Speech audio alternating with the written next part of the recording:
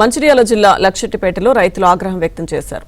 ధాన్యం డబ్బులు ఇవ్వకుండా తప్పించుకు తిరుగుతున్న వ్యాపారి ఇంటిపై దాడి చేశారు. వ్యాపారి ఇంట్లోని సామాగ్రిని రోడ్డుపైకి తెచ్చి నిప్పు పెట్టారు.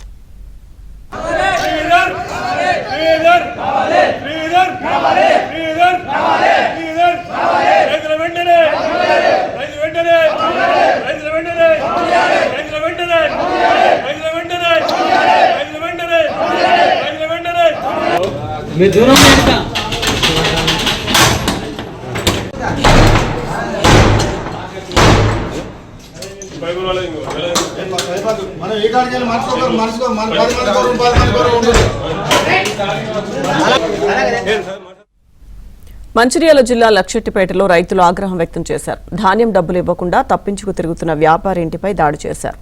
వ్యాపారి ఇంట్లోని సామాగ్రిని రోడ్డుపైకి తెచ్చి నిప్పు పెట్టారు.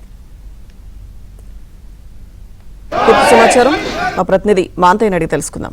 మాంతయ్య, అప్డేట్స్ ఏంటి? లక్ష్మీ గారు, శ్రీధర్ అనే వ్యాపారి ఈ స్థానిక లక్ష్మీపేట దండపేట మండలాలకు సంబంధించిన రైతుల నుంచి కోట్ల విలువైన వరి ధాన్యం కొనుగోలు చేశారు.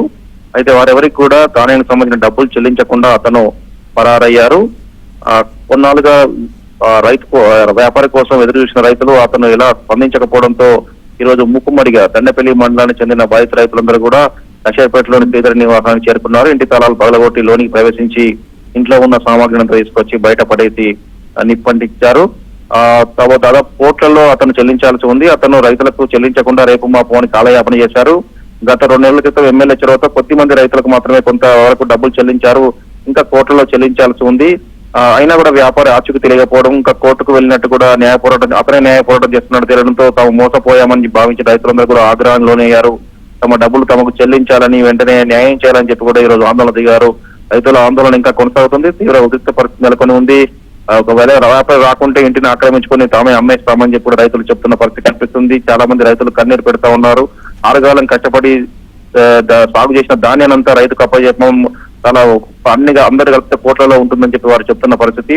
అయితే వ్యాపారి మాత్రం ఇప్పటివరకు స్పందించలేదు. అతనికి సంబంధించి గతంలో పోలీసులు ఫిర్యాదు చేశారు. అయినా కూడా వ్యాపారి లీగల్ గా వెళుతుండడంతో రైతుల పరిస్థితి కొంత ఆందోళనకరంగా ఉంది. తమకు న్యాయం చేయాలని చెప్పి రైతులు వేడుకుంటా ఉన్నారు. లక్ష్మీకర్ గారు. Right, thank you Manthaiah.